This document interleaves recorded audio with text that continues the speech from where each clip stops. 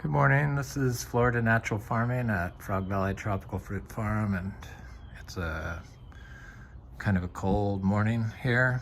It's 40 degrees, and I just came out to check on my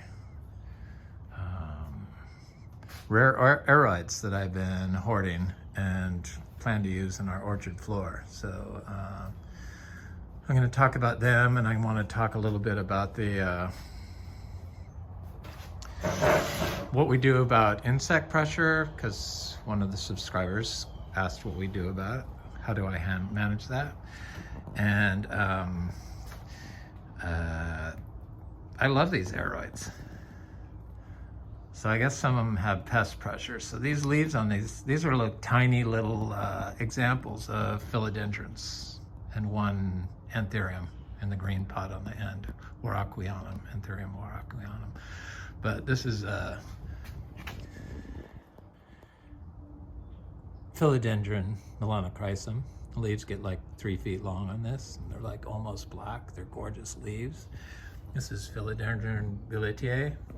This is Philodendron gigas. This is Philodendron Painted Lady. This is Philodendron Paraso Verde. It's a variegated one that the variegation comes out when it's warm. It's 40 degrees right now, so it's not exactly warm. This is Philodendron Giganteum Variegata. Variegation in it is quite nice. I guess it's important to get variegation that's better. Variegation is better when buying these. This is Philodendron gloriosum. The rabbits were eating the leaf on this, so I decided to bring it in. It was planted out, because these are all to plant out in the orchard floor to improve our health of our system. This is Philodendron Burley Marks Variegated. It was a little tiny node, so that little chunk down at the bottom, it was like a 1/2 inch long and like no roots on it, just a piece of stick basically. This is the Anthurium Warocqueanum. This is Philodendron Patriciae.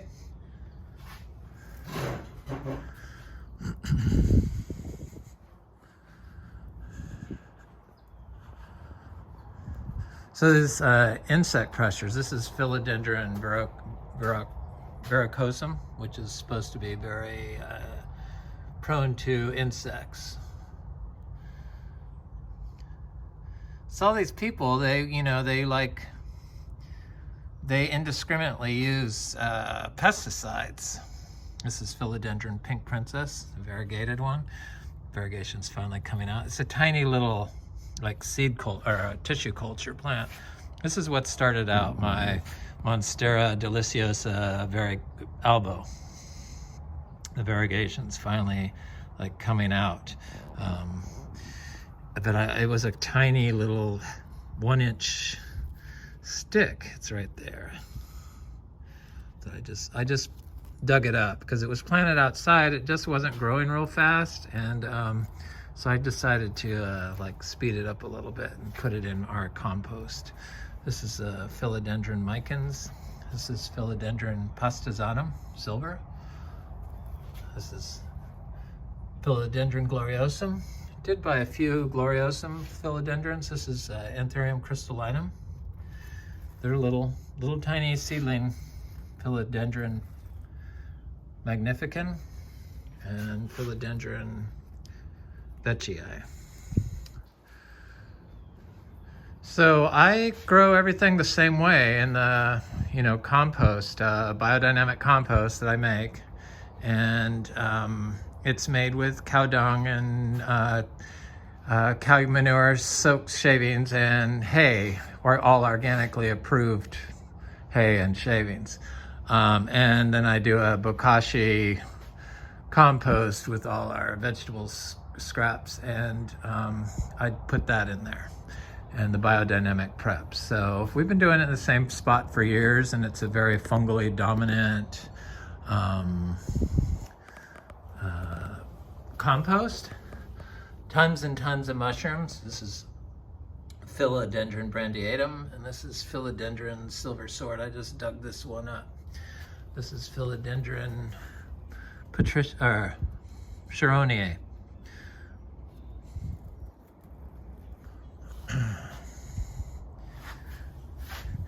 So all these epiphytes, these like plants that send off aerial roots that attach themselves to wood, they have to be gluing themselves to the plant with the help of the fungi, because that's kind of the glues of the soil and the plants. And when I first started growing orchids, because I have a lot of orchids, we started, you know, it's like, they told me I couldn't do it without pesticides because there's bugs here. Yeah, it's the most biodiverse spot in North America because of the bugs. And I love epiphytes. This Verde orchid is attached to cells. This was stone that our painter painted when we had the house painted. I was like, oh, that was stone. But the orchids love to attach themselves to it. So we don't do anything. I don't do anything. Anything different. Nothing gets treated different. Been trying to find out what bromeliad this is. It's one of the thornless ones, Aroids.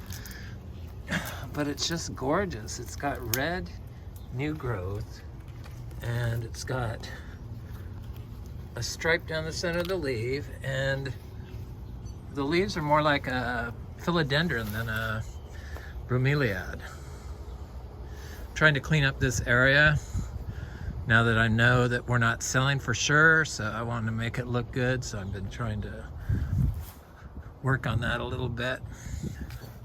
This is some of our seed grown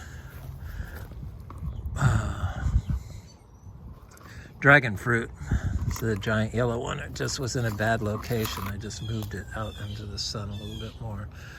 Epiphytic plants.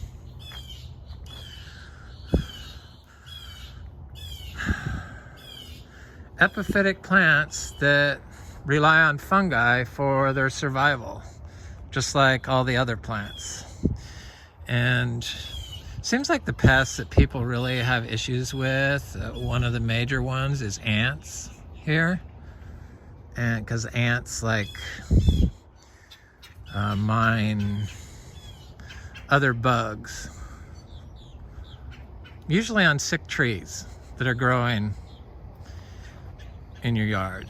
And this tree is sick because it comes from the nursery that way to begin with. If it's had fungicides applied to it and any other insecticide, and been given synthetic fertilizers, its immune system is shut off and broken. And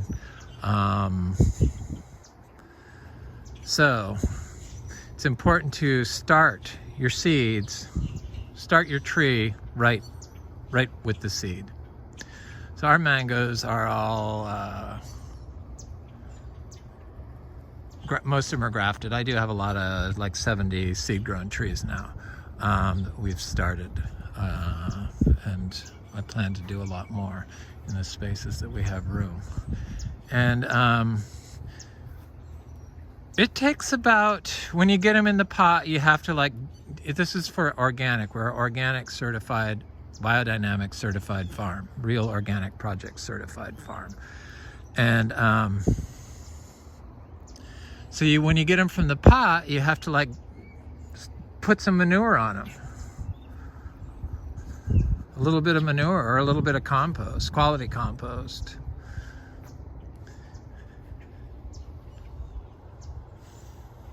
And then it can take, I don't know, it could take 5 years sometimes, very rarely 5 years. Usually they snap out of it right away. But it could take several years before the tree kicks off. And that's I found from the soil being compacted. That's the #1 cause of disease and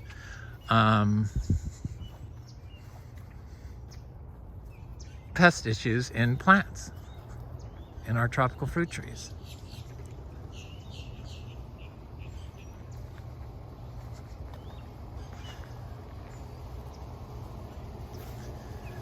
I don't know, all this stuff, it's all related. So just like if they're making these new products, these fungal products to kill fungus in like plants, you know, anthracnose and other fungus.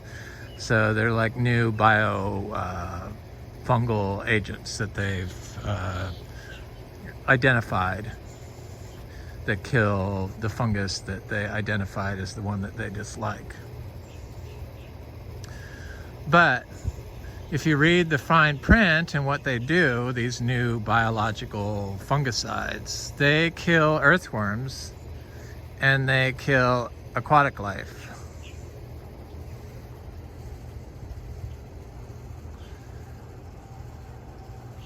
So if you still think it's okay to use that product after knowing this, it's going to damage the health of your soil. So you're never going to get a healthy plant, even if you fix the compaction, growing organically, if you don't know that it's not okay to use these things when you read what they do. So a lot of these insecticides they use, that they push the insecticides because they have bills to pay, I guess. Got lots of mangoes this year, people. I said I was going to sell the mangoes $10 a pound, but pickup mangoes I'm going to sell for $5 a pound. So I'm not going to pre-sell them. I'm just going to, when they're ready, I'm going to say, and that's how we're going to do it this year, I guess. So the insecticides. Insecticides destroy brains. That's why they're so damaging to children. It's not just the one bug that you've identified as your problem. It kills all of them. And it damages soil. So they're everyone's enemy, #1 enemy is ants. People don't like ants, but ants are the architects, do major soil services. That's what it is. They provide soil services to compacted areas because they burrow deep, like meters deep. You're going to find them in highly compacted areas trying to fix the soil. And they also have a symbiotic relationship with fungi in the soil. So they actually farm fungi in the soil here in Florida, the native ant species. So if you're putting, if you don't know that it's not okay to kill all the bugs, and you go ahead and apply the insecticide, you're going to damage your soil's ability to become uncompacted and stay that way. And you're going to damage the fungi in the soil. And you're going to damage the immune system of your plant.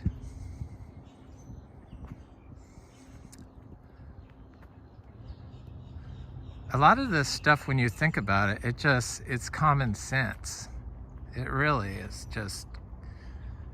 And what are you willing to do for your personal plant that you think is right when it's wrong?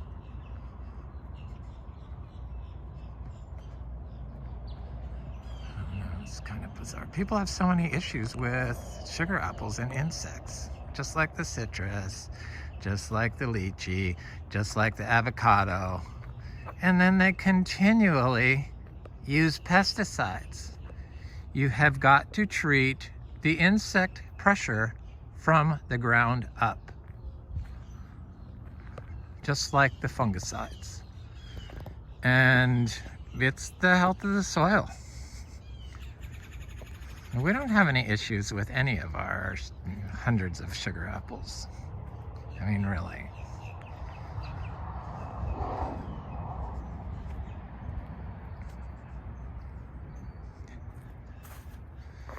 If you're gonna do all this conventional stuff and then try to use an organic product and then say it doesn't work, it's because you don't know what you're doing. You can't get a organic result from a mixed system. It's a whole earth system.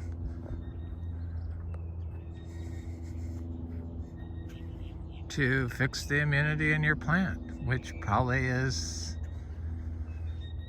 already at a disadvantage because of the way it was started. So, you know, they take the seeds and then they sterilize them, and then they sterilize the soil, and so they kill off any of the biology that's imprinted on the plant that's going to guarantee it has a healthy immune system. And then depending on where you got your seeds, depending on how long that plant has been grown in these artificial man-made systems,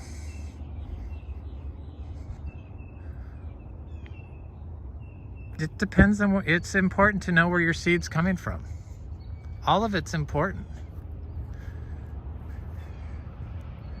Can't get a premium organic result with a tree that's been fed synthetic chemicals for 10 years.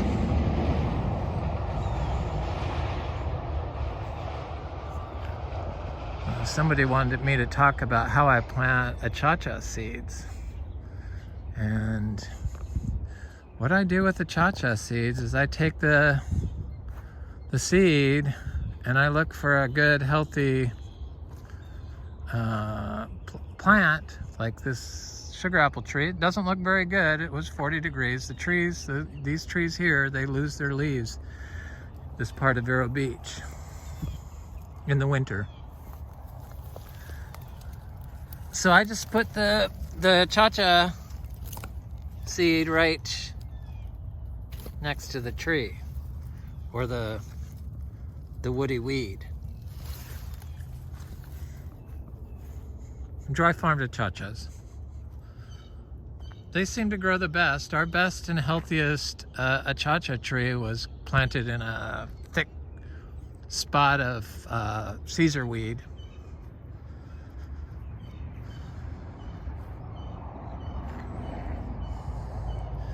These issues with citrus and sugar apples and avocados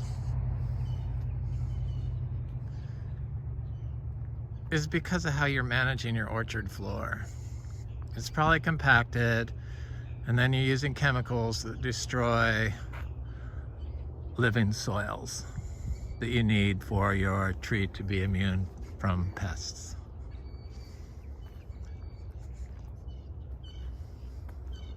So in order to get the biological benefits of a healthy organic system,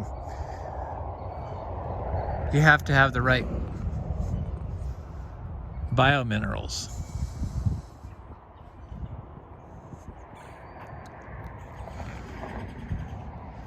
So these biominerals are calcium carbonate, silica, which is what our soils are here in Florida,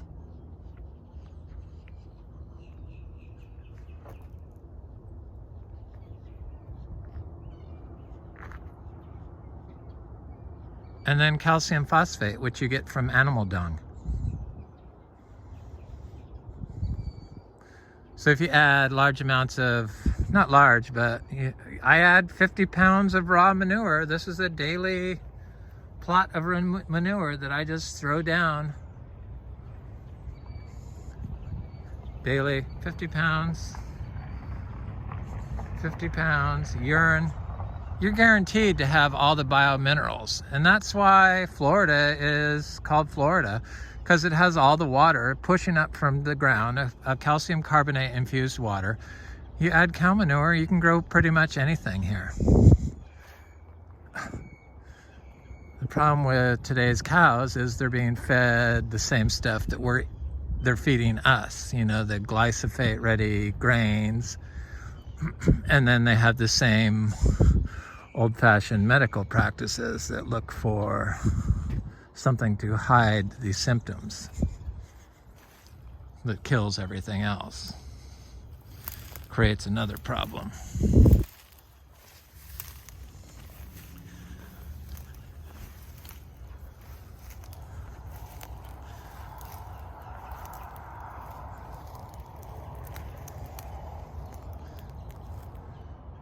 It's a cha-cha tree growing in amongst these weeds. That's what they like.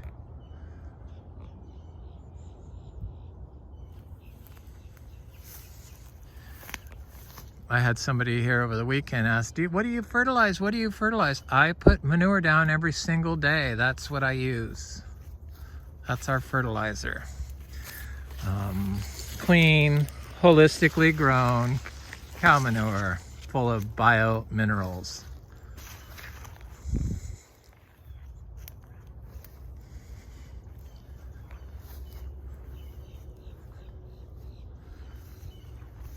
I mean, it's just crazy, the farming that they do here, that they compact the soil and then expect to grow plants in it. I mean, citrus industry, wake up.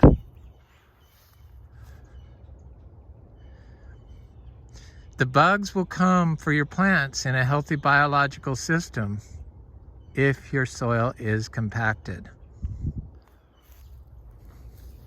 So all these soil inputs you can find just aren't going to fix it. Eventually it will work itself out. But if you have a tree like we do here, I have one mango tree that's like it's farmed by ants and is covered in scale and is black and has never grown in 2 years. Still alive, but it's because the soil's compacted right there, and I know that. I think it's finally snapping out of it. Usually if you dump a 50-pound thing of manure next to it, it will snap out of it. But if the orchard floor is staying a monocrop grass that's not growing very tall, even after you did that, and none of these big weedier weeds start showing up. Weedier weeds. The Caesar weed, you know, a beneficial herb for our health and the health of the soil. It's still not working, because I found that when these weeds start showing up is when the soil's becoming fixed in the compacted areas. I used to have a trail through here. I don't even know where it's at anymore, but I'm gonna go look at these mango trees over here. This one froze back, so this one froze back right there. It is, but it came back, and it's triple sec, which is one of my favorite mangoes last year.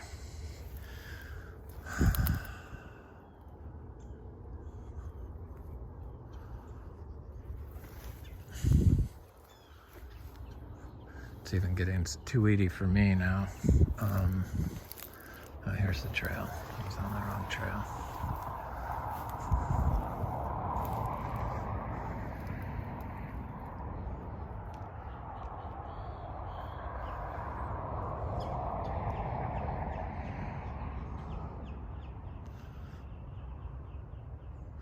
So those aroids could take 40 degrees, no problem.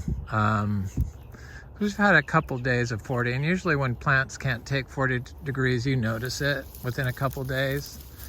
But they seem to be just fine, which is good. Yeah, there's lots of little mangoes on there. We have no fungal issues here. That's, I just, it's very strange how people just, they're in such a rush that they are willing to poison everything just for the hope of fixing a problem that they caused.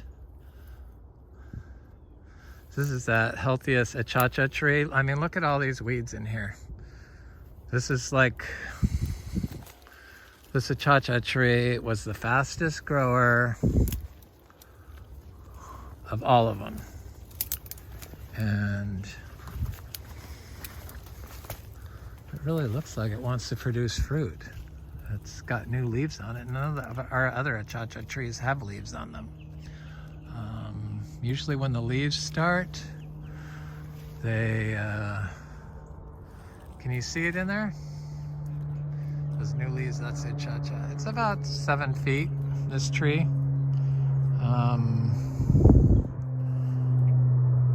But the fruit's on the lesser branches.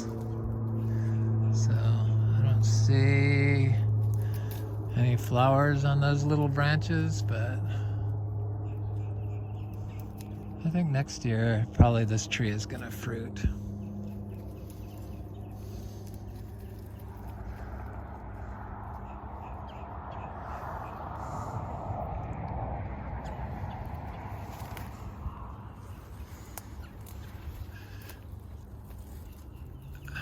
People are so afraid of plants competing.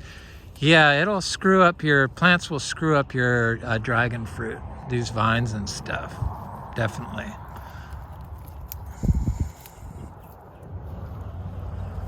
But I did cut into this one. This had a bunch of dragon fruit that had some that I didn't like, and I really didn't want them to spread around.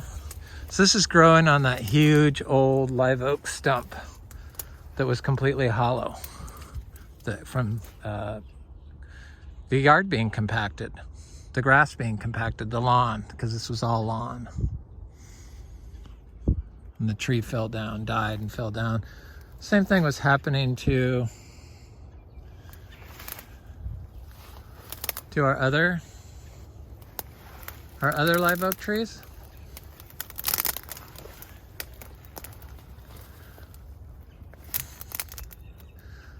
The soil just sinks here.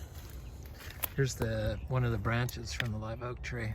It's quite large. There's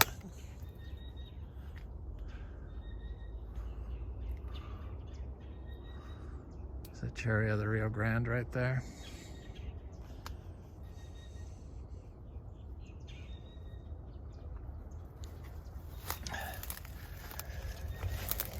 Yeah, it's the compaction definitely that causes all the disease and pest issues, if we get any here. We kind of don't get pest or disease. That's a problem for other farms, but not a problem for us.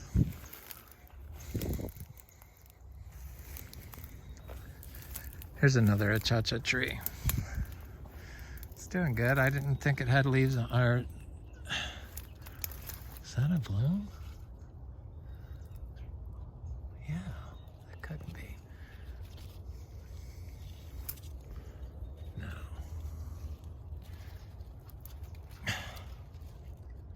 No, it couldn't be. It's too small. This tree's way too small.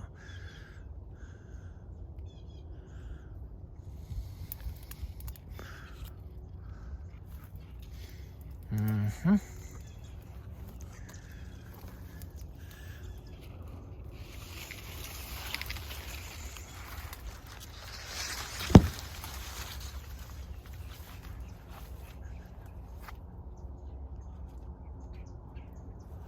This is another plant that's people have pest issues with the fruit flies in their guavas. But I think I've made enough videos showing that we don't have any fruit flies in our guavas. Sapodillas are doing good. Some of the trees are getting big. I never talk about those. I really don't think we're gonna have enough of those to sell for probably a couple of years, maybe next year, but not this year.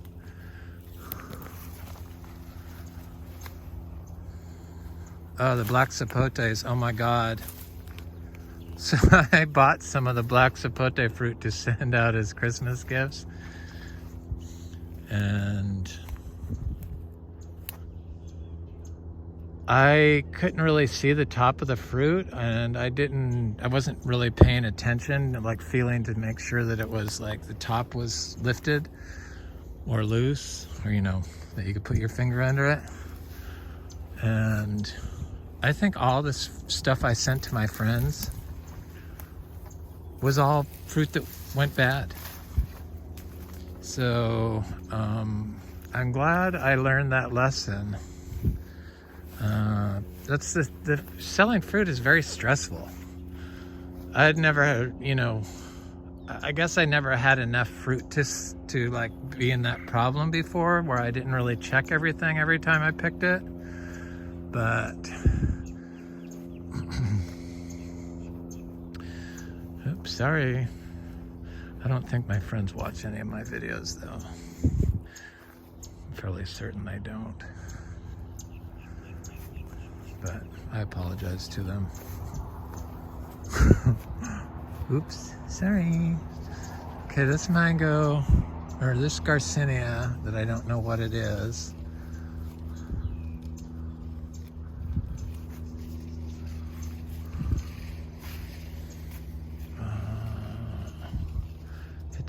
It's not producing any flowers yet. So it's got to be. It's not Humbroniana, because my Humbroniana is. What is this plant? Sort of fern. It's a little Adamoya and a little Garcinia of some sort.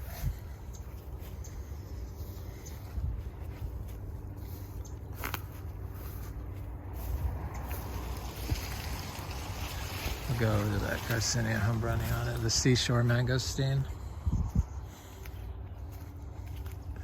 Stuff's looking good here. I'm trying to make it pretty. That's what I like to do. I like to make things look better. So I'm glad that I've moved on from having to obsessively just plant fruit trees and source fruit trees. Yeah. There's a little flower.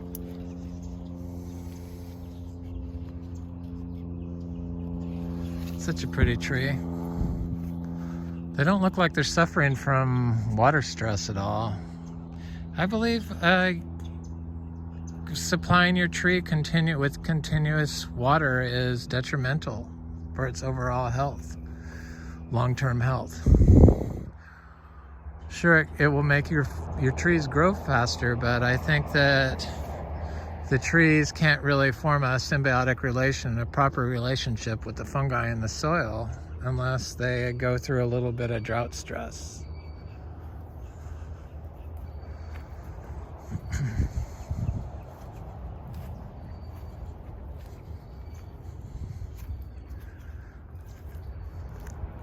So if you don't have the biominerals in the you know, the animal, and we got the calcium carbonate, we got the silica, so the animal input. If you don't have that,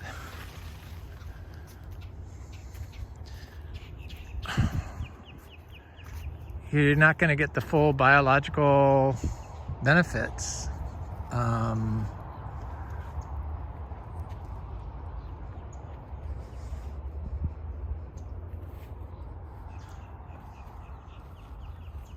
I don't think.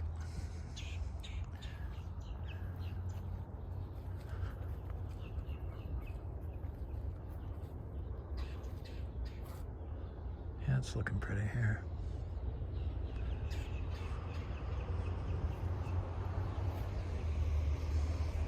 You can't get the biological benefits if you're applying any type of insecticide and using water-soluble fertilizers or applying any type of fungicide.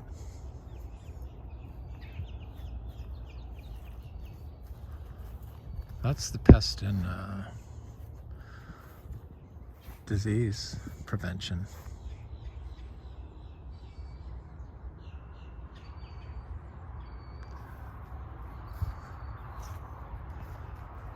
Anyway, this is Florida Natural Farming at Frog Valley Tropical Fruit Farm, Vero Beach, Florida. I hope you have a good day.